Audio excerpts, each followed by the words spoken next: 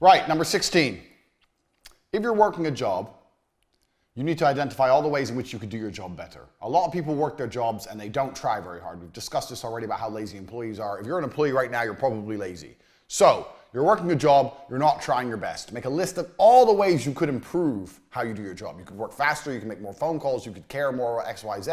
You could do the entire 9 hours without super long bathroom breaks where you disappear to sit on your phone, whatever. Make a list of all the ways you could improve the way you do your job.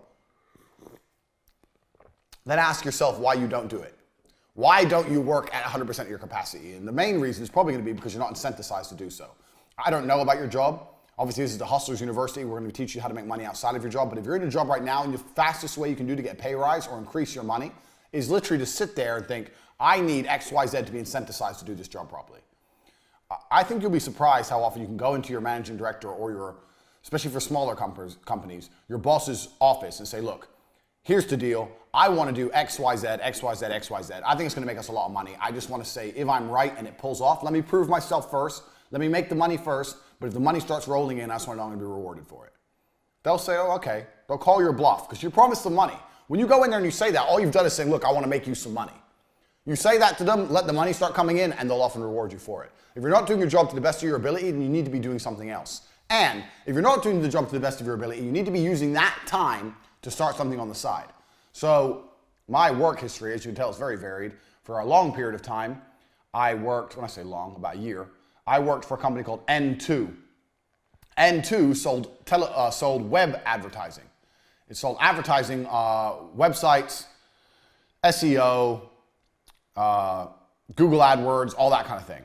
So we would call up companies and convince them they need a new website, or do they need SEO, or Google AdWords, or hosting, blah, blah, blah. It was like an online advertising agency. This is a few years ago. At the same time I was working there, this is the company when I read Wikipedia three days a week. At the same time I was working there, I was pissed off that I wasn't a business owner anymore. I kept remembering T2 and all the mistakes I made at T2, and I wanted to start a television advertising agency again, but I couldn't afford to quit this job, and I also knew that it was going to be very, very hard to sell television advertising like I did a few years before, because this was, when I was selling it before, was just before the big credit crunch. Remember that? Now we're in the height of the credit crunch, so it's going to be very difficult to get money out of people. So I decided to start a company anyway. I started a television advertising company called Vixels. I looked at the word pixels, I changed a P to a V. Doesn't make any sense.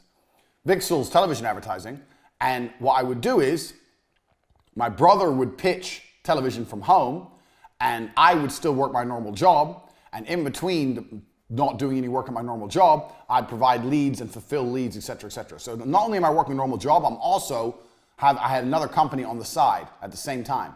And what was good about this is if I went to a company to give them a website and it was a particularly big company and a company I think could afford TV, then I'd pitch them for Vixels on the side, or tell Tristan to call them and pitch them. So simultaneously as doing my job, I was running another company. Now Vixels never really took off. I landed 3 or 4 deals. I maybe did 200-300 grand, which isn't a lot of money to me now, but 200 or 300 grand is a lot of money to most people in a year of a company.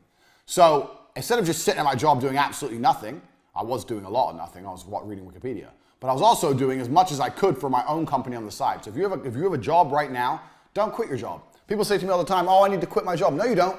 You don't need to quit your job. I guarantee there's enough time in the day for you to work your job and work your side hustle. Guaranteed, because you're lazy and you don't do shit at your job anyway. You have all the time you need to continue with your job, get your side hustle rolling. When your hustle's rolling and you know the money's coming in, then quit. You don't need to quit your job at the same time. So people say it to me all the time, well, should I quit my job? And the answer is often no. You don't need to quit your job until you've been through and you've sorted out all the things you've already been over so far in this university. Is money coming in? Why would you quit your job? Is money coming in? Yes or no? No. Well, then why would you quit your job? I showed you already how easy it is to get money flowing in. Get the site online, bang, bang, bang, get the money in, even if none of the fulfillment is ready. So if money's not coming in, you don't need to quit your job. No, you need to do everything at the same time. You can get money rolling in first before you consider ducking out of a job, sitting around at home, and being broke. So that's a very important key thing about jobs, because I get asked that all the time. Next point, and this is a very important one. People, I'm going to make this very, very clear. People do not buy on price. You do not want to compete on price. For whatever company you're going to run, you do not want to compete on price. T2 competed on price, and okay, it lasted a while because of speed, but even nowadays, that would be much harder to do, and I'll tell you why. The people who compete on price are going to beat you. So if you go to Amazon.com and look at the phone cases for 89 cents for the case and delivery, and it's coming all the way from fucking China, how do they make money on that deal? I don't have a clue, but they managed to pull it off. There's too much Southeast Asian and Asian production now. Everyone's producing everything so cheap. There's no way you're going to win on price. You need to sell on brand. Here in the West, living where we live, that's our advantage. We have the whole idea of branding and quality and reputation. These are the things you need to sell on. You do not want to sell on price. You don't want to price people out the market, but when you're sitting there looking at your prices, you don't want to sit there and go, well, you know, I want to make it really affordable. I really have never experienced that. So you've joined my university. This is, I don't know if you joined at half price for $9.99 or you joined at the full price, whatever. I could have done this cheaper, but why would I do it cheaper? This is the value. The value here is everything I'm saying. This is how much it should cost. So you can't just be looking to sell things as cheap as possible. I see a lot of guys, especially the Twitter gurus, loads of them are selling ebooks for like $17 or $13. How are the fuck are you gonna get rich off $17 ebooks? You're not. So if that's the only price people will buy from you at, then that shows your brand has no strength, no reputation. Because if you had genuine strength and reputation, you could sell at a real price. So where your price point lies says a lot about who you are as a person. Do you want to be fucking Lambo? I'll write Lambo down because I like that word. Or do you want to be bullshit? This is where all the ebooks, the little ebooks are. This is where I am. Why can I sell more than them? Why can I sell for a much higher margin, a much higher price? Because I have a reputation and I provide a better quality product. So when you're looking for whatever you're going to do, whatever you're going to launch, when you start putting prices out there, if you put it up high and you're not selling, and you find yourself really reducing the price to try and get sales, that says a lot about who your reputation is. You need to do some reputation management. You need to build your reputation, build your credibility, build on the point that you're an expert in your field. And as you do that, your price will increase. That is the easiest way to make more money. Because there's only a certain amount of customers in the world. Let's say there's only 100 incels who are going to buy a book about how to fuck today. There's only 100 of them. That's the only people on Twitter who are going to buy a book about how to fuck today. So the easiest way to make more money is to charge just 100 people more money instead of trying to find more people. Especially with Twitter, because if you're selling on Twitter, Twitter following doesn't grow that fast. Your Twitter followers may not be that big. And if it, even it is, let's say minus 30,000, they don't grow very quickly. You get shadow banned, takes a long time. So you only have a certain amount of potential customers. So you want each one to spend as much money as possible. This is the reality of the game. So if you're selling shit cheap, like a lot of these Twitter guys do, that's because they're cheap and they're lame. They're lame. Never sell on price. Also, you'll have more problems and more complaints from people who buy cheap things than people who buy expensive things. And the reason is because the people who buy expensive things are getting Lambo quality, like you're getting here, all the information I'm giving you. The people who buy the cheap things, they're just buying it because it's so cheap. They don't believe in the person. They're just like, oh, what's the worst I can do? I'm only losing 13 bucks. But then they'll still feel pissed off when they realize it's garbage. So your number one goal, your number one aim in whatever business you do is to constantly be increasing prices. You need to be looking to constantly increase the price. And the way you do that is by constantly building on your reputation. That is how it goes. Even if you have to start off with a lower price, you need to always increase the price. You should never get to a point where you've priced yourself out. People don't buy on price. People buy what they want. If people want something, they're going to buy it. There's a whole bunch of expensive shit that people buy, trust me, because they want it. So you have to make sure that people want your product. Do not be one of those, well, I'm the cheapest on the market, guys, because that never works well. It gives you a bunch of dickhead customers and it stops you making any kind of serious money. It's bullshit. Don't do it. Next, you need to learn to shut up and listen. This is a really important point for business. Super important, because it's something I see a lot of people make mistakes with. I'm going to destroy my beautiful diagram here. Right. Most people, once they start a business, won't shut the fuck up about their business. I know so many people who are making money, and yeah, they're making money. But as soon as you start talking about money, all they talk about is how they make money, their business, how smart they are, ego investment, how great they are. That is not going to teach you anything. You only learn by listening. So whenever I'm around people who are making money, I don't talk about money. I mean, it's different if they're friends of mine, I've known them for a long time, we're interacting. But I mean, if I'm meeting people and they're businessmen and everyone's talking about how they're making money, I shut the fuck up and I listen. Because anyone who's making money, one way or another, knows something you don't know. There's a lesson everywhere. So when you interact with someone who's rich, you have to say enough to convince him to talk, but don't talk too much yourself. The more you talk about your own business and how you do things, the more time you've wasted. You already know your own business. You already know how you do things. Maybe if you're asking him directly for feedback, yeah, I do this. What do you think of this? But if you're bragging, blah, blah, and I'm this, and I turn over this, you're just wasting time. Let other people talk. Learn from other people who are making money. Even if they're in an industry which is completely different to yours. It doesn't make a difference. Shut up and listen because somebody knows something.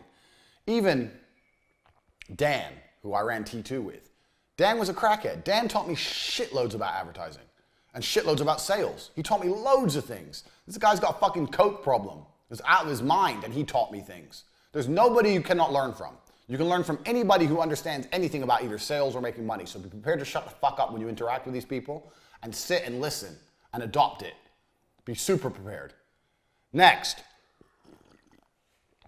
I'll tell you another little thing we did at T2 actually. Something just came to my mind. We had T2 and we had another company called Angel. I was 20, I was a dick. I don't know why I called it Angel TV. So we had another company called Angel TV. And what we do is, we'd pitch TV companies as normal. And if we ever had a company which was really close to doing it, but for some reason just wouldn't go over the edge, wouldn't buy, then we'd call them up and pitch them from Angel for a tiny bit of a discount. So let's say we're pitching someone at 19 grand, we're trying to get them, they won't do it. Then we call them up from Angel and say, hi, we have a one-time special offer, 18,000, and try and close them that way, even though there was no profit in it. But the point is, that's another little thing you consider, another little business tip. If you have a company like that, if you have a partner, a business partner, or you have some members of staff that they perhaps wouldn't interact with if they're talking to you in the initial organization, if you're really trying to get this order and you just can't get it in, you can always try and pitch as some other company and take the business that way. I know a lot of people who are doing that, I won't say who, in lots of different industries, who are coming along, trying to close the business, closing a lot, but those stubborn motherfuckers are coming along with another company and scooping them up. Keep that in mind. It's something else you can write down and think about. We'll come back to Angel later on in your university curriculum. Next, attention is free advertising. So you need to get good at getting some attention somehow. I get attention because I'm the Don.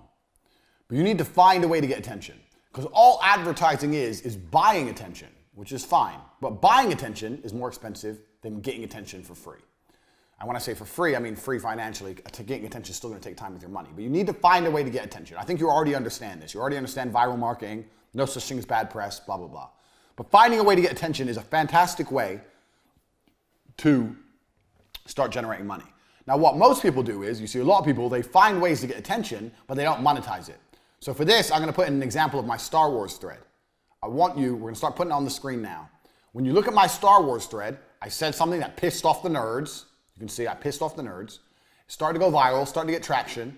And for every single tweet afterwards, all I'm trying to do is promote my website. I'm doing it in a funny way. I'm doing it in a way that annoys them. I'm doing it in a way that's going to get some interaction. But I'm still trying to promote my website from start to finish. That is the end goal. Get attention and then do not be afraid to shamelessly sell. But you have to find a way to get some attention first. Now that's not easy in the modern world because everybody's vying for each other's attention. Especially on the internet. Everyone is competing for attention. But attention is key. So finding a way to do it is important. I had a guy who had this is the most simple, stupid example, but it's true. It's one of these guys in Romania and they wrap cars and they're in an industrial estate. And he painted the entire side of his wall with a huge mural, like a spray paint mural of a car being wrapped. And I said to him, that was badass, how much did it cost? He goes, it cost me $3,000, but it's increased my business big time. I've made all my money back big time. I said, why? He goes, people look at it when they drive past and then they see it's artistic, it's creative, and they want to work with us. He got attention. He fucking painted his wall. But anything it takes to get attention. If you have a sign on your company, is the sign big and bright and bold enough? Probably not. There's no such thing as bad attention. In the world we live in now, we live in an attention economy. If you have lots of attention, you can turn that into money. If you have no attention, you're not going to have any money. We're in an attention economy. You don't even need good ideas now. YouTube has proved attention economy. You have fucking morons out there doing nothing on vlogs, talking shit and being complete losers. But because people watch it, because they get attention, they're millionaires. Attention is the currency of the modern world. So if you're going to start any kind of business, one thing you need to consider is, we talked earlier about money in, all your money out. This is your only real business, the money in. And how you don't want to be investing any of your money in anything that doesn't lead back to here. If you can see that bottom one there. But you know what's going to lead to this? You know what's going to increase the number of sales coming in? Attention. Attention is key. Attention is going to accelerate everything. So you need to keep that in mind. Don't be afraid to do things that are a little bit crazy to get people to pay attention to you. Now, obviously, I'm not saying join ISIS or something stupid to get attention. Keep it in mind. But attention is the currency. Attention is the magic formula, that the catalyst that's going to take any company and blow it up fast. So keep that in mind when you're looking to launch your company or you're already running your company. Does my company get enough attention? No. Okay, so which company in my industry does get attention? This one. How do they get it? Oh, well, they pay for advertising, or for example, or they did this viral campaign, or they sponsored this. How are the people taking the attention that you want? How can you get the attention? Find a way. If you have to go and run a marathon dressed as a fucking dinosaur with your company name on the back, then go do it. It's effectively free and it's good for you. Don't be lazy. You have to do something to get some attention. Attention is the key. That's going to be the difference between a failed business and a successful business. Even with the cam girls. People say to me all the time, cam girls, that's not real business. Girls just get naked and they just make money. No, that's not true. Girls used to say, oh, what, you just get naked and you get money. No, it's not like that at all. Making money as a cam girl is difficult. It's a real business. How many girls are online right now? 100,000 maybe? You're trying to compete with all those titties and pussy. It all looks the same effectively, tits and pussy. It's all the same. How do you compete with that? How do you get the attention of men when they have so many choices? They can click, scroll through all the titties. So how do you get the attention? So as a cam girl, with all my cam girls I was training, we would have meetings. How do we get attention? And that's why all these girls do like cosplay and dress up as video game characters, differentiation, anything it takes to get attention. So the cam girl industry is completely an attention industry. You have to find a way to get attention. You have to think about it. So with the cam girls, we did lots and lots of different things. Very small things that made a big difference. Remembered customers' names, remembered the names of their pets, paid attention to them, said hello when they came in the room, called them by their first name, so they all felt valued, so they kept coming back to try and build some loyal followers. Made sure that their thumbnail, when they broadcasted, they had a little thumbnail. So their thumbnail, when they broadcasted, was a really hot one, so they looked good. So people would, oh, that thumbnail looks interesting, click on it. Make sure their room was interesting, a few things in the background, Basic advertising stuff, but it's all the business of getting attention. Don't forget that, super, super important. Right, next, coming on from the cam girl thing, play on people's insecurities. So I made lots of money with cam girls, and in 3 days from the filming of this, I'm opening my first casino. People have vices and people have insecurities, and if you can find a way to twist them, you're gonna make money. People can't help but lose their money in casinos. The house always wins. People like tits and ass, and they're desperate to have a hot girl. That's why they talk to cam girls. So even if you're running a business which is very traditional, let's say you're running clothing, people like to feel good looking and attractive. You have to twist that angle. You have to put something on the angle so that people go, you know what, I want to be attractive. I want to be good looking. I want to be seen as important. That's what all these brands do. When Porsche and Mercedes, they advertise as a businessman. Mr. Businessman, getting in his car, has his briefcase, Mr. Business. He's important. You're not important. You're a Porsche. You're a nobody. You're a loser. You have to play to people's insecurities. The cam business was the #1 for this. Play to people's insecurities and promise with your product that everything's going to be better. So I'll give you an example. So with the cam girls, guys would come along. The guys who are talking to the cam girls can't really get girls, obviously, because otherwise they wouldn't be there. So they can't really get girls. But our cam girl would tell them that they could get girls, or that they could get them. So let's say the guy would come along and say, oh, so what kind of guys do you like? The cam girl would describe that guy. And this is something I had to train my girls to do, because girls are so stupid. So like literally a fat old man would come along and say, what kind of guys do you like? And she'd be like, young, fit, Italian men, or something dumb. And obviously he'd be like, well, that's not me. So there's not gonna be a relationship there, is there? Whereas if a fat old man said, what kind of guys do you like? She'd be like, oh, someone mature, someone who's done playing games, someone who's ready to settle down, I know will value me. All the bullshit that he wants to hear. Sell people what they want. Play on their insecurities. And he's sitting there going, yeah, well, I've been trying to look for a girl like that my whole life, but I just can't find them. Oh, where are you based? If we keep talking, maybe one day we'll meet. 1 year later, 2 years later, taking his money, taking his money, taking his money. You have to play on people's insecurities, and you have to find out exactly what people want. So I don't know what you're going to sell, and it doesn't matter what you're going to sell. What you're going to sell, why do people want it? Right now we're in a university. You guys want it because you want to learn how to make money. That's why. So in all of my advertising and everything I'm doing, I make it very, very clear to you. You need this to learn how to make money. I know more about business than you. I've run more businesses than you have. If you don't get what I have, if you don't get the Hustlers University, you're not going to know what I know, so you're not going to make money like I make money. I identified it's the product. We have it here. I identified the reason you're buying it, and I'm pushing it, pushing it, pushing it. So I don't know what you're going to sell. Say you're selling fucking protein shakes. I don't know. You don't sell, a lot of people will sell a protein shake, best flavor, this much carbs, this much sugar, blah, blah, blah. Who cares? It's boring. If you're going to sell your protein shake, I'm going to draw a protein shake. I'm going to draw one. It's going to be artistic and beautiful.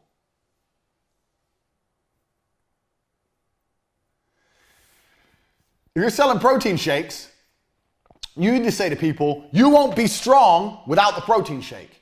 You won't be fit without my product. Why are you wasting your time in the gym when you're not going to get in good shape anyway? Oh, you'll get in shape, but you'll be in better shape if you use my product. Fuck the product. Who cares what's in the product? Sell the result. You need this. You need this because of X, Y, Z. Doesn't matter if you're selling protein shakes or the Hustlers University or motherfucking raspberries. Doesn't matter what it is. You have to push that point over and over and over again. Play on people's insecurities. That's what makes people buy. Because they're not going to buy otherwise. Oh, I can go to the gym and I'll get in shape, and oh, do I need more carbs? I don't know. No, who cares? It's all dork shit. The odd geek will care, but most people don't care. You need protein shakes or your gym time is a waste of time. Why are you suffering in the gym for no reason? If you drink this one drink, you're not wasting your time anymore. Stop being a loser. Quickly, buy. That's how you have to be. Play on people's insecurities all the time. Next, this is a really important one. And this feeds into one of the points I made earlier about the coffee shop. Let's imagine you go in the coffee shop. You probably, unless you're a complete loner, are not going in there by yourself. The people you're going in the coffee shop with should be the people doing the same thing you do. Analyzing the price of things, analyzing the rent, analyzing how much the coffees cost, how much do the staff cost, can money be made here, could we make more money if we open somewhere next door, is there any gaps on the market, are there any mistakes they're making, identifying problems, etc. Everyone you roll with should be thinking about money. The lesson number 21 is, network is everything. This is super important. If you're a loser and you're rolling with losers, you are going to stay.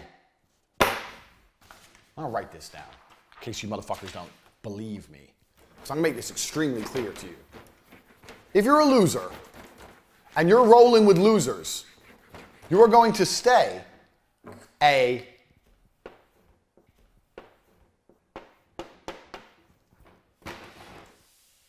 loser. I don't know if you can see that. You're going to stay a loser. Underline. Losers roll with losers and winners roll with winners. Number 21, network is everything. The people around you need to be thinking about money, thinking about hustling. If they're not, you don't need to talk to them.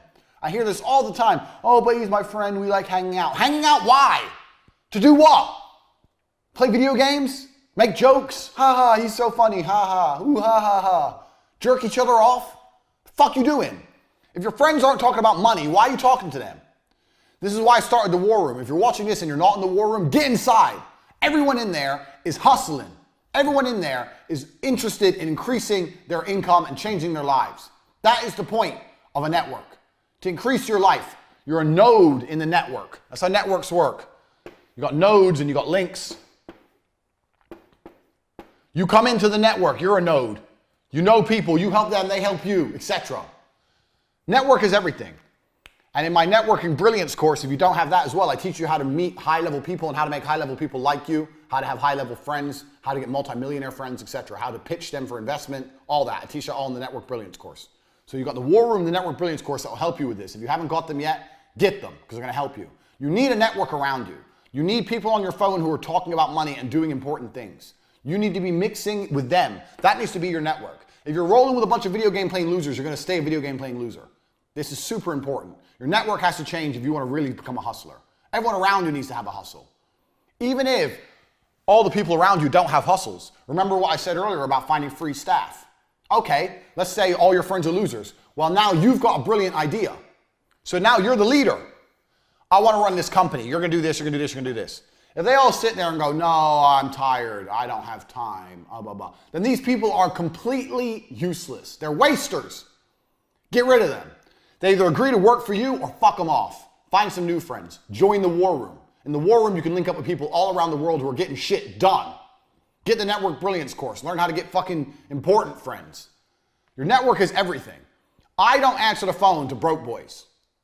You call my phone, if I answer, that dude's important. When broke boys call me, it gets ignored. All rich people are the same. I cannot stand being around people who are not on a mission to get rich. That is the only mission I'm interested in. Everyone I hang around with is on the same mission. We ain't got time for no dumb shit. So if you're still participating in dumb shit, you have got to change your mindset absolutely. If your network's full of losers, employ them. If they refuse to work for you, fuck them off, find new friends. If you can't find friends, the war room will give you a network instantly. That's the whole point of the war room. International network of moneymakers. Not playing any fucking games in the war room. Right. Next point. Number 22. Keep your panties dry till the big guy's hard. So, too many people get excited about business they ain't got. Or excited about business they do have. This is just monetary exchange, gentlemen. You have to be a fucking professional. James Bond may enjoy fucking bitches, but you don't see him excited about fucking bitches. He enjoys it, but he ain't excited. He's smooth. He's cool. He's never giddy about it. You launch your business. You start to see some money coming in. Money's coming in. You're making some sales. Good. Be happy. Be proud of yourself. But don't be giddy. Don't be like, oh, wow. Don't be going to see clients and like, oh, I can't wait. I really want to work. It's going to be so much fun. This is numbers on a screen, gentlemen. That's all this shit is. Numbers on a screen. You're moving numbers around. Let me get rid of the big loser sign before one of you guys start crying. Oh, he called me a loser. You are a fucking loser. Learn some emotional control. Don't be getting all giddy and shit. Keep your panties dry till the big guy's hard. Don't know why I wrote that down, but that's the basic lesson here. I see so many people get giddy and excited. Oh, we might get this much money. One, you haven't got the money yet. Two, even if you got the money, good. All you have to do you know what you have to do when money comes in the door? Let me tell you, motherfuckers, because maybe you don't know. This is me. Here's my muscles. Again. Money comes into the door on Tuesday. On Wednesday, do you know what I do? I wake up and I try and find some more fucking money. Don't be getting excited about money. Because when money comes in, you're allowed just 2 or 3 seconds of excitement when you check the bank. Then it doesn't exist anymore. It's here, okay, there. Now it's done. This is done. It's in, it's done, it's gone. Even if I still save it, it's effectively gone. You have to find a way to make more. You shouldn't be getting excited about big chunks of money or any chunks of money. You should always be pushing for more. Don't be getting excited about what you've already achieved. You can't live in the fucking past. Second that the business is done, it's the past. Living in the past is going to sink your business. You have to live in the future, constantly pushing for more. I wake up every day broke. Every day I wake up at zero, poor, every fucking day. No matter how much money I made the day before. That's not how I operate. Every day is a new day. You wake up broke. Do not be getting giddy and excited and emotional. Oh, but last week we had a really good week. Who cares? That was last week. Last week, fucking Iran hadn't attacked an American army base in Iraq. Last week was a different fucking world. This is this week. Shit's different. Don't be getting excited about old shit. Every single day you are poor. Every single day you need to attack and go again. Every single day. Every day you wake up at zero. Don't be getting giddy and excited and emotional about money you've already made or money you might make, which is even worse. I used to know so many sales guys. When I worked at TriStar, the first TV company before I went to run T2, so many sales guys would be fucking in the office laughing, drinking their coffee, talking shit, saying, oh, I've got 4 really good leads, I've got 4 really good pitches, they should be coming in today, laughing about money that they thought was coming that they hadn't made yet. And even if all 4 came in, which it never happened, 2 came in, but even if 4 came in, the time they're wasting being happy fucking around, they could have found more. Don't fucking waste time counting money that you ain't got yet or counting money you've already got. You live right now in the present. Right now, I'm going to draw another diagram. I'm starting to get happy with my diagrams now. I think my art's getting better. Do you think my art's getting better? Not really, no. I think it's getting better. So my art's getting really good. So because my art's getting good, we're going to draw another diagram. I want you motherfuckers to understand something. So this is you. This is the past. This is the future. You're looking this way. This shit doesn't matter anymore. It's come, it's gone. Even if it's still in the bank, even if it's $10 million, it doesn't matter. It's over, it's finished. You should never be looking that way. You should always be chasing more, more, more, more, more. And you should be living here in the present. When I say chasing, I don't mean excited for. I mean getting. You need to get it from here and move it to here. And forget about it. More, more, more, more, more. If I have a really, really good day with Cam, when I had really good days with Cam, sometimes I had all my girls online. It was popping. Every room was busy. The girls had like healthy competition between each other and all their clients were trying to help them win tip wars and it was going off. And we made fucking $12,000, $13,000 in a day profit for me after I paid the girls and everything. Really, really busy. The next day I'd wake up and every fucking girl was lazy. Oh, we did really good yesterday. Oh, can we have today off? Or they'd go online, they'd half-ass it. And I'd be like, no, no, no. Yesterday's done. Yeah, it was a good day, but it's over. Today is a new day. Today you're on 0. Oh, but yesterday I made so much. Yesterday, I don't live in yesterday. I live in today. And the only day that's coming for me is tomorrow. Yesterday is gone. You have to be that way with money. So many business people will do a little bit of business and fucking sit on their ass. There's some dork on Twitter called Kyle Trouble. Kyle Trouble, such a stupid name. And I could just tell by his whole face he's a nerd. And the guy is fucking on Twitter going, oh, I had a really bad year. I took my foot off the gas. Da-da-da. You want to teach people about business? And he's saying publicly on Twitter that he made a little bit of money, so he became a lazy piece of shit. And then his money ran out or his business fell apart and now he's broke. You fucking dumb? Lazy, so he can sit around in his apartment getting jerked off by his free girlfriend? Like, what the fuck's wrong with people? Fuck this. Put it here, forget about it. More, more, more, next, next, next. I don't care how big of a deal you do. I don't care how many tokens you make online on Cam Girl. I don't care what happened yesterday. It's over. You have to push forward at all times. I've seen so many people do a little bit of business and end up fucking changing their attitude to money. Oh, I've got some money now. No, you don't have shit. That's yesterday's money. You need to get today's money. Right. Next. 23. This is important. Very important. Because this is a business hack I learned. So I'm going to clean my board. And I'm going to teach you my business hack that nobody does. You're about to learn something that nobody does. Only I do. And it works fucking brilliantly. It works brilliantly. Check this out. My business hack is, drum roll, send people their money back. They love that shit. So check this. How many times have you bought something and you really wanted it, but then you kind of looked at your bank afterwards and thought, that was expensive. What a bit of a waste of money. Do you know what I mean? So what I used to do when I sold advertising was, I had this trick where I'd sell a package, let's say, I don't know, 2,000. I'd sell it, they'd buy it. They'd buy. When the invoice come in, I'd call them up and go, hey, this is Andrew Tate from N2, da-da-da-da. He's like, oh, hi, Andrew, blah. I say, yeah. I just want to let you know that some things have changed. I don't think now is the optimal time for you to start your advertising. I'm interested in this as much as you are. I have a vested interest in this working. I don't want to just take your money. I want to make sure that this pays off for both of us.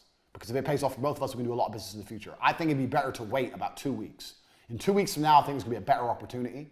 So what I'm gonna do is I'm gonna send you your money back now. I don't wanna sit on your money, it's your money. We can still do the campaign. I just think if we wait a week, maybe 2, not very long, I think there's gonna be some more opportunities in the market. And they'd be like, oh, okay, yeah, all right, that's what you think. I said, yeah, well, I want this to work. I wanna, I've been doing this a long time. I wanna make sure this is very, very good for both of us, blah, blah, blah.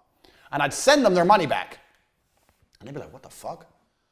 I tried to buy, and he gave me my money back. It's kind of like a takeaway. You know the takeaway trick. I tried to buy it, and he said no, and he gave me my money back. And now they trust you loads, because no one gives refunds. No one gives money back.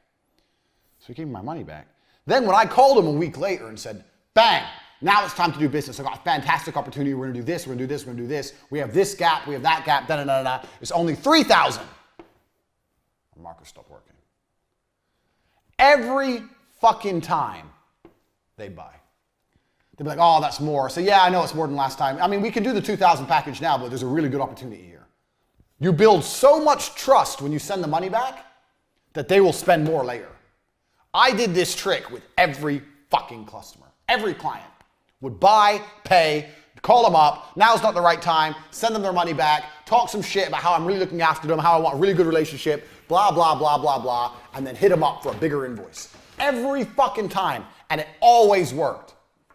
It works because the trust you build when you send someone their money back is immense, because no one does that. Nobody does that. Remember what I said earlier about there's only 100 people on Twitter who want to buy a bullshit ebook. It's the same with everything. So my logic was this. I'm making phone calls all day for N2 on the days I worked. Let's say I make 100 phone calls. Only one of those people is in a position to buy something. The other 99 are never going to buy no matter what I say. So that one person who buys, I had to make as much money as possible. What was I teaching earlier, one of the lessons earlier? They don't buy on price. You have to get people to buy things expensive. So that one person who bought for 2,000, the only way I can make more money is to get him to pay for more. There's only one customer that day. And this was the system I developed, the send the money back system. And it's fantastic. So even if you're selling $17 ebooks, let people buy for $17. Email them and say, you know what? I'm going to update the ebook now, so I'm going to send you your money back. I'm sending you your money back because the ebook's going to be updated. I want you to have the most updated version. Let me know how to pay you. Email them personally so they have to see it and reply. Don't just click refund, they might not notice. Let them look at that and go, okay. Oh yeah, okay, send the money here. Send them their 17 bucks back. Then they'll be like, okay, that was weird. Then email them again, hey, let you know, working on the update, it's gonna be out soon, da, da, da. I think you're really gonna like it. And then remind them, I could have left you with the older version, but I think it'd be better to have the most up-to-date stuff. Bang, email them again. Watch that person go, oh yeah, you know, I really appreciate that. Most people wouldn't do that. Most people wouldn't care. Because now you've sent them their money back. This person's you don't understand the psychological effect this has on people. Now they're like, whoa, I can trust this dude. Then you come at them and go, hey, so it's updated. I've updated, I'm gonna give you the latest version. As well as that, I've got a new product that's coming out. It's not out yet, it's blah, blah, blah, blah. It's worth $100, da, da, da. If you're interested in both, I can give you both for 40. Bang, I guarantee you he buys it. You've turned a $17 sale into a $40 sale with a 2-day wait and a fucking 2 emails. You've doubled your turnover.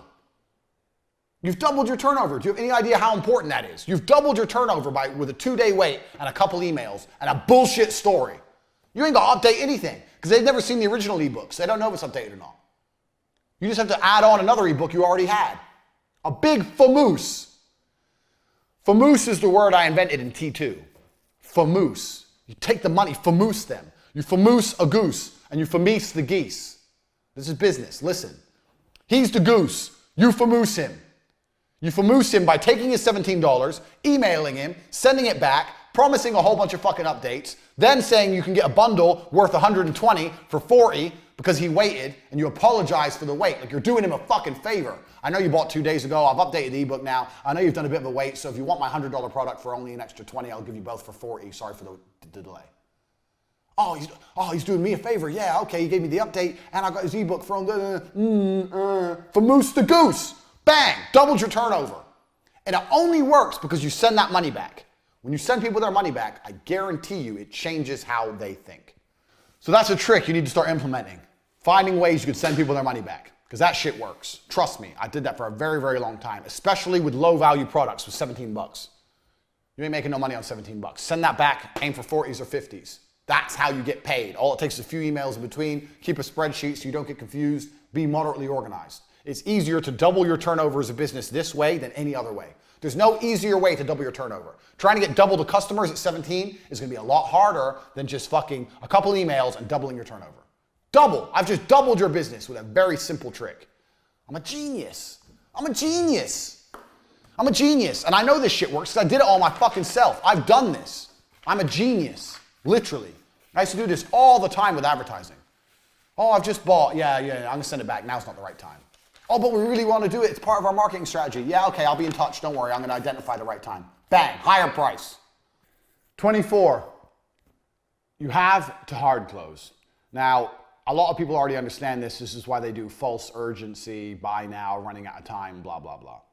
But you have to hard close people because people don't buy things without being hard closed.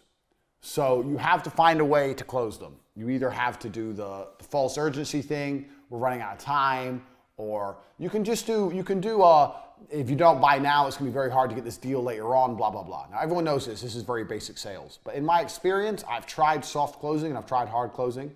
Hard closing is better. With hard closing, you're gonna lose some people. The people you close outshine or outweighs the people you lose. I see so many businesses and they're just working softly, just waiting for people, waiting. It's better to go hard and just get the business done or not. You have 10 potential leads. My board's still wet, so I can't draw for you. I'm sorry, I know you love my diagrams. You have 10 potential leads. It's better to hard close, come in like Rambo, close 5 and lose 5 than sitting there on 10 that might drop in, might not drop in. Because that 10 that might drop in, might not drop in, fucks with you. It fucks with your estimated numbers. It fucks with, oh, maybe tomorrow we'll have money. It wastes your time. No, blow them out the water, get some definites. A definite is better than a maybe. Get a definite. Some people go, oh, I've got this maybe, this maybe, this maybe. Why are they maybes? Make a phone call right now and find the fuck out. Come up right now and say, look, we're filling up for the month. We're really getting really full. I want to do business with you. I think we can do some fantastic business. I understand you may not be ready to move ahead right now. But if you can move ahead right now, because it's the last place I have available for the month, I'm prepared to give you X amount % discount. Yes or no? Oh, no, I can't. Okay, no problem. We'll speak in a few weeks. Bang, fuck them off. Bang, next. Someone will go, okay, yeah, I'll do it. Bang, get them in. It's better to have, what's the saying? A bird in hand is worth 2 in the bush. Stop fucking around with maybes. There is no maybes. You got to close. You got people out there, if they want to do business with you, they either do or they don't. Everyone's a maybe. Maybe I'll go to the moon. Right now, maybe I'm a fucking astronaut. It doesn't mean anything until NASA calls me up and says, get on the fucking rocket. Am I an astronaut or not? Too many of you are letting fucking maybes fuck around, and don't do that. Next point, talking about maybes, number 25. And I think a lot of people already know this, but I'm going to say it anyway. Business ain't real till they pay. We're on number 25. We're only a quarter of the way through. Think how much shit you've learned in this university. We're a quarter of the way through. 25. It ain't real till they pay. And I mean money in the bank. So when I was running Vixels, remember Vixels, my TV company I was running at the same time I was working at N2? I had the chance to land a deal for a company called Glorious Foods.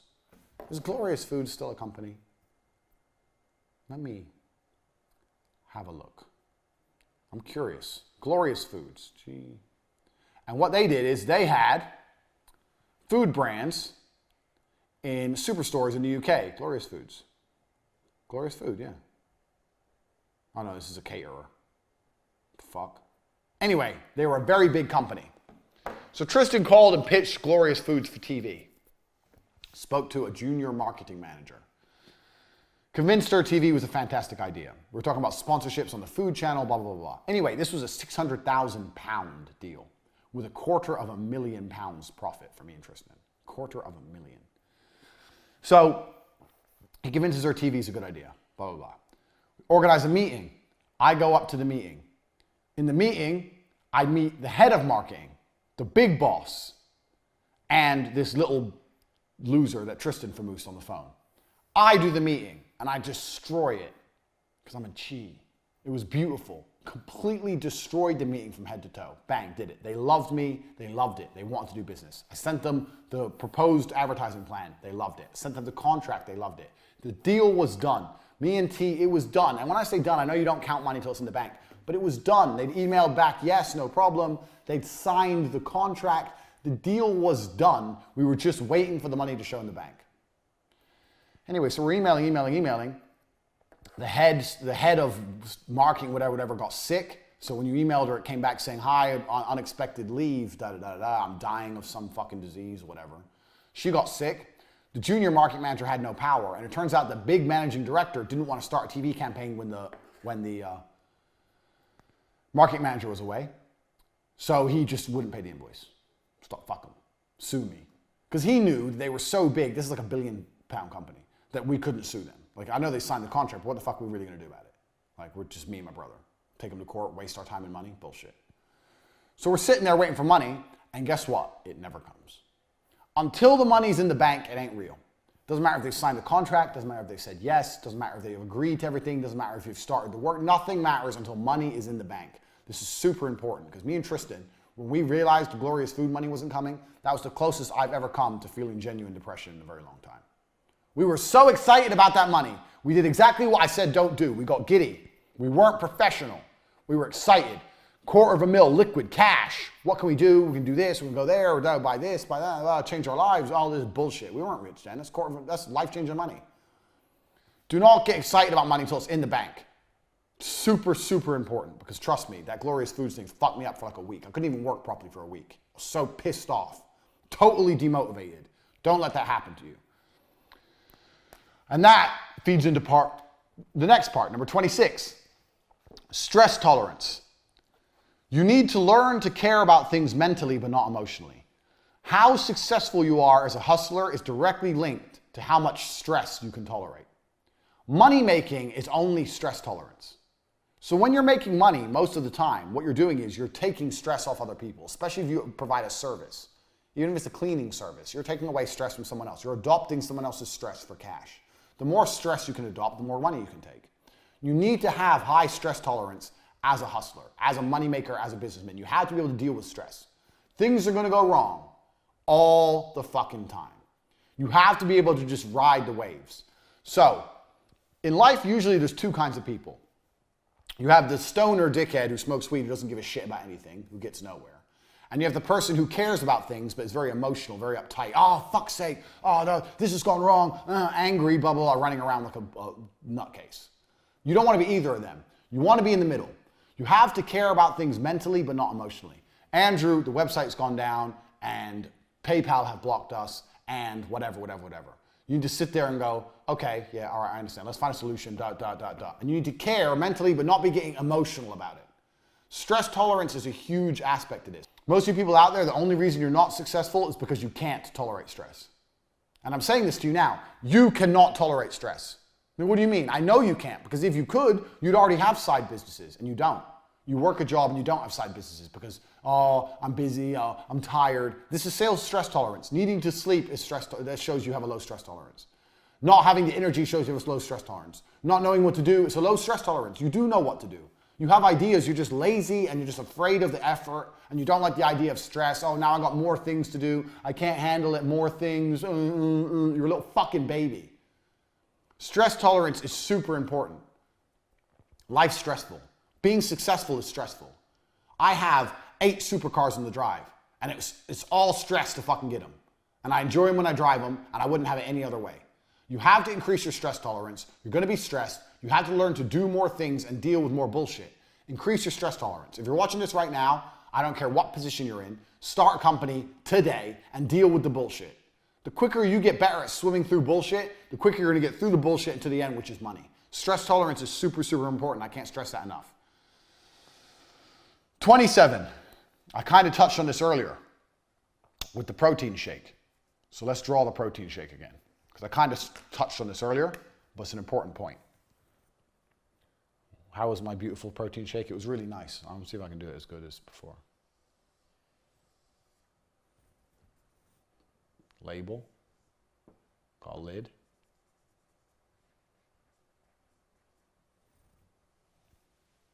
Stick to boxing, mate. That's good. So, protein shakes. The way you sell protein shakes is you convince people they need them. This is one of the most basic tenets of business. You have to convince people they need whatever you sell. You don't talk about the product. You talk about their need. What's the old adage that they do? Sell me this pen. Have you ever heard that before? Sell me this pen. People go, oh, well, this pen is blue, and this pen is, it's made of plastic, and it's durable. No, that's not how you sell a pen. Sell me this pen.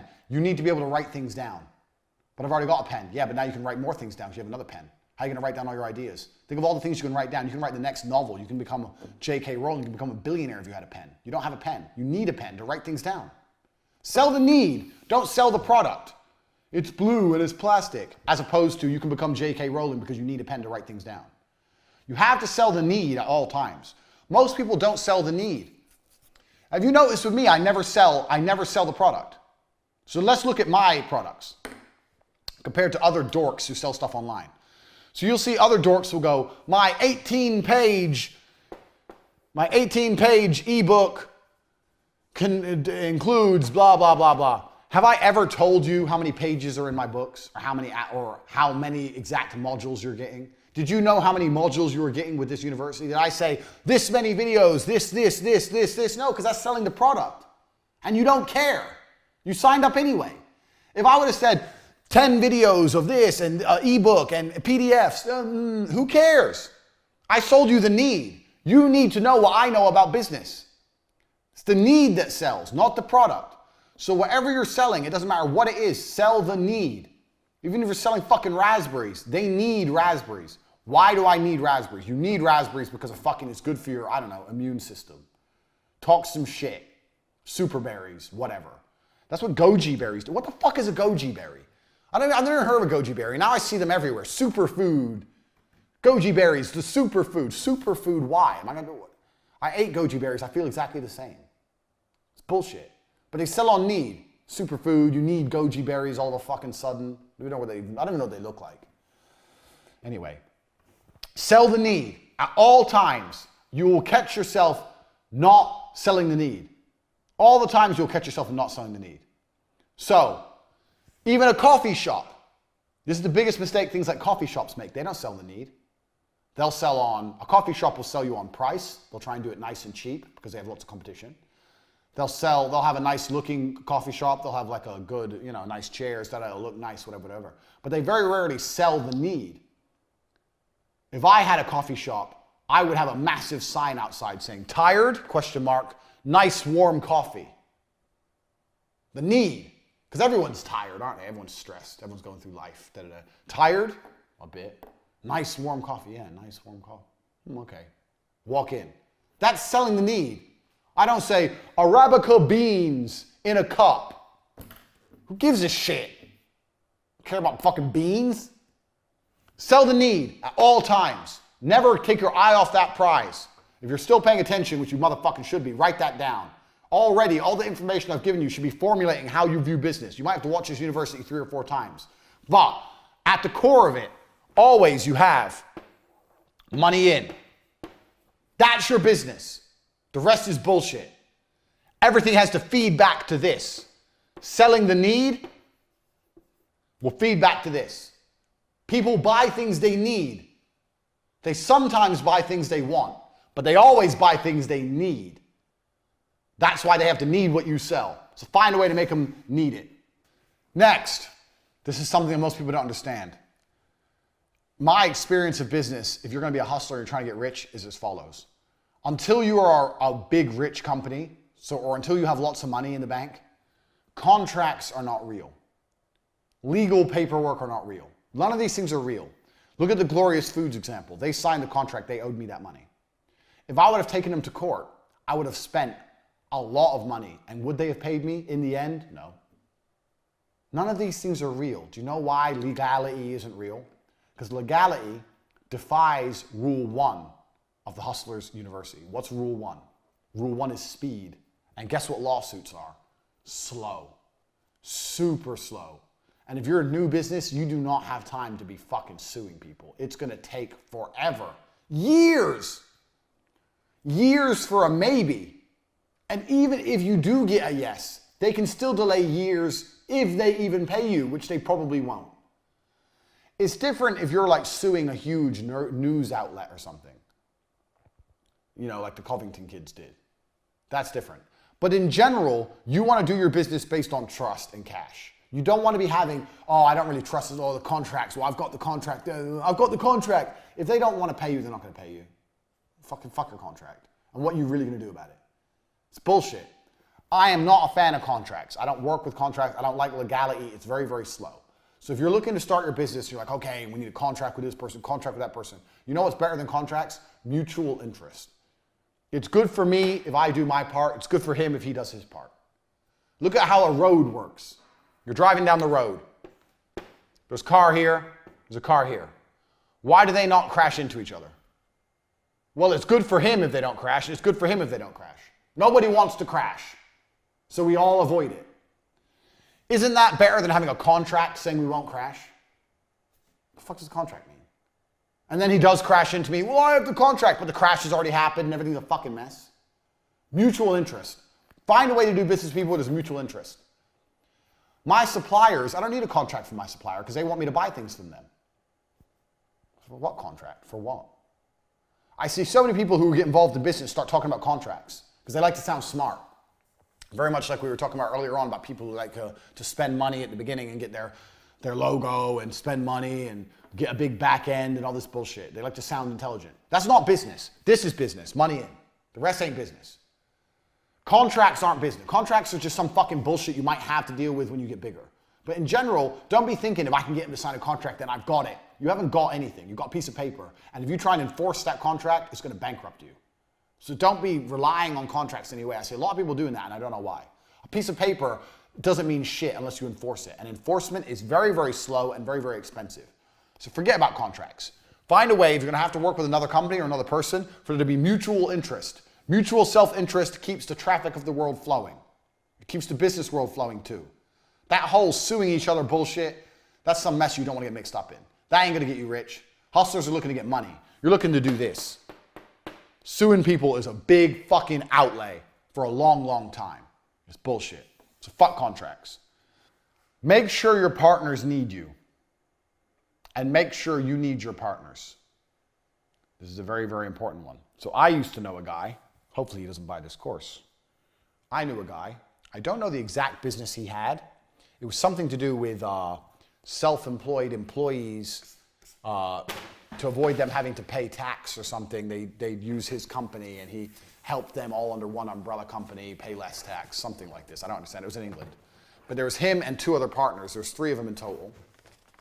And one day he went into work and his two partners had fucked him over and screwed him out of his own company because they had the majority share. It's 33% each, 66%, they fucked him off and got rid of him. Why'd they get rid of him? Because they didn't need him anymore. Didn't need him anymore. You need to make sure your partners always need you, and you need to make sure you always need your partners. Not want, need. If you look at your partners and realize they don't need you or you don't need them, then you should do it on your own. And stop being a pussy, stop being a coward. Because you can be the absolute managing director and you can find your number one employee from your old company or someone you really trust and make them your number two in command. Now you effectively have a partner. This is another thing you don't understand. People want partners because they like the idea of having someone to vibe off of or work with or someone who they can check their thinking with. That's fine. If you have a partner and you both need each other and it's 50-50, good. I'm not saying don't have partners. I have partners in some of my companies. However, you can still have all the benefits of a partner with a number two in command who's loyal to you. Now you still have the benefits of a partner, but you control everything. So make sure you need your partners and they need you. There's lots of ways you can do that. Mutual self-interest. You can do things, they can do things. You need to work together to get the job done. Otherwise, feel free to just hire someone and make sure they're your second in command and just make them feel important and use them to bounce your thinking and be the only person who's in control. Don't get fucked at your company. Not that it's likely to happen, but still. Even if you're making loads of money, you have a partner you don't need, now you have half the amount of money you're making. Why? Next point. Business. Number 30. Every purchase is an impulse purchase. So, if someone does eventually buy from you, even if they've been thinking about it for a long time, the moment they finally decide to pull the trigger and buy is an impulse purchase. That's why I say hard close. That's why people do false scarcity, all these things to try and get them to impulse buy. You can go and do a lot of research on impulse purchases, how they work, why people make them, etc. Everybody, after they purchase, The time between the money leaving the bank and them receiving the product, even if it's a few milliseconds, is going to have that little bit of, it's a lot of money I just spent. Every single purchase is an impulse purchase. Remember that. Keep it in mind. I've had a lot of people say to me, oh, you're selling impulse purchases. I don't. Mine's a considered purchase. No, it's an impulse purchase. A house is an impulse purchase. A supercar is an impulse purchase. At the point of buying, it's an impulse purchase. No matter how long they consider it for, when they finally click send, it's an impulse purchase. So all the tactics and tricks I'm teaching you to get people to impulsively buy, work on every single kind of sale, because every single kind of sale is an impulse purchase. Don't get stuck up in some bullshit thinking, oh, mine's not an impulse, like you're better than everyone else. Oh, mine's not an impulse purchase, mine's considered. Shut up. It's all impulse purchasing, all of it. Everybody impulse purchases.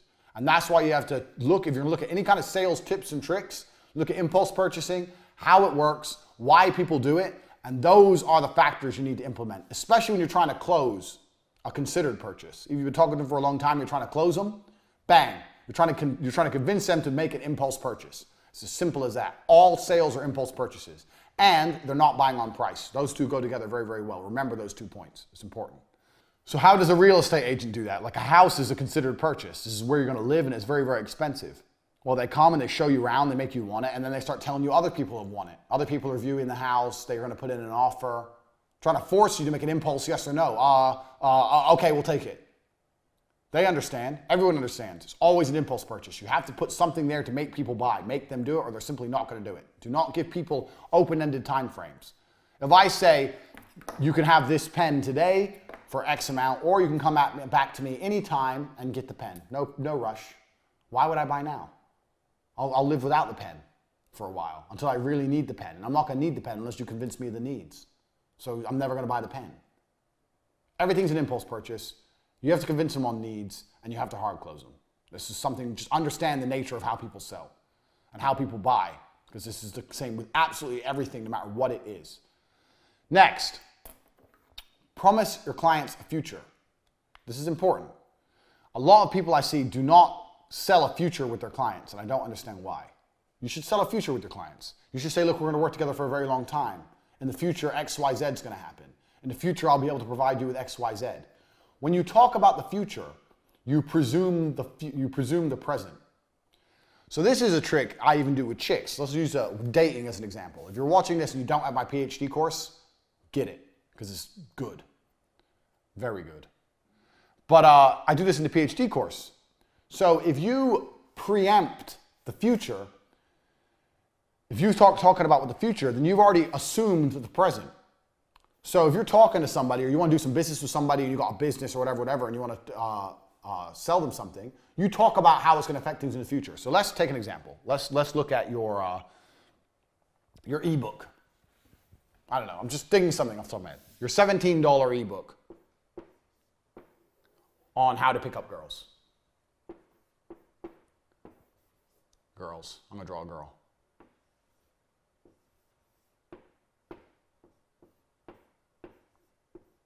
There you go. She needs hair. Beautiful smile. So how do you preempt the future to make sure that they buy? So let's say you're talking to someone, they're not sure if they're going to buy or not. Well, then you talk about the future. You say, well, in the future, maybe we can go day gaming together. This is all pickup artist bullshit, but whatever. In the future, we can go day gaming together. Or in the future, if you're texting a girl and you're not sure exactly what to say, let me know. Or in the future, if you see a girl doing some of the things I point out in my ebook, send me examples because I can use them on my website. I'd really appreciate that. Talk about the future like he's already bought and digested the product. And that makes them far more likely to buy and digest your product. It's just, I do the same thing when I date girls. Oh, well, when we're married, how do I know you're not going to cheat? Fuck, I just met her. What do you mean married? Ha ha ha. If you're talking about when we're married, that's presuming I'm going to fuck you sooner or later because we're going to fuck before we get married. Presume the future. Presuming the future makes the present, you're setting what the present is going to be. You're saying this is what's going to happen now, so I know what's going to happen in the future. You can do exactly the same thing with business. So when I was selling TV advertising and I was talking to clients and I'm trying to close a small 19 grand deal, I'd be talking about 2 years when we're doing the 500 grand deals. So when I'm trying to close this, I'm talking about this. I'll be like, oh, well, in the future, well, in a few years, when we're launching the big campaigns, we can do the sponsorships. We can sponsor the before and after the programs. And when you're spending that kind of money, we'll also be able to have meetings directly with the channel, blah, blah, blah, blah. And they're sitting there going, yeah, okay, yeah, sponsorships, yeah. Talking about all this imaginary shit to try and close this. Sell the future at all times. If you presume the future, it makes them more likely to buy now. And that's something that people don't do. Even for bullshit $17 ebooks, for television advertising, for websites, doesn't matter what it is. If I was trying to sell a new website for N2, I'd be talking about how 2 years later down the line, we can integrate a new back end with our website. Who knows? Who gives a shit? Talk about some fancy shit that's going to happen in the future. If you do that, you're more likely to sell now. That's super important. Don't talk about now. Back to the ebook. If you buy my ebook, you'll see what girls are texting you and you'll see why they mean it or why they're saying it. If you buy my ebook, you'll see why girls are saying what they say in text messages, as opposed to after you've seen my ebook and you see what these girls are saying, it's going to be exactly like I told you. And when they do it, screenshot it and send it to me because you're going to see. The future. Okay, after I have the ebook, then I'm going to know, he said I'm going to understand why they're doing it and I'm going to send it to him. You've already told him he has the ebook. Presume the future at all times. Very important.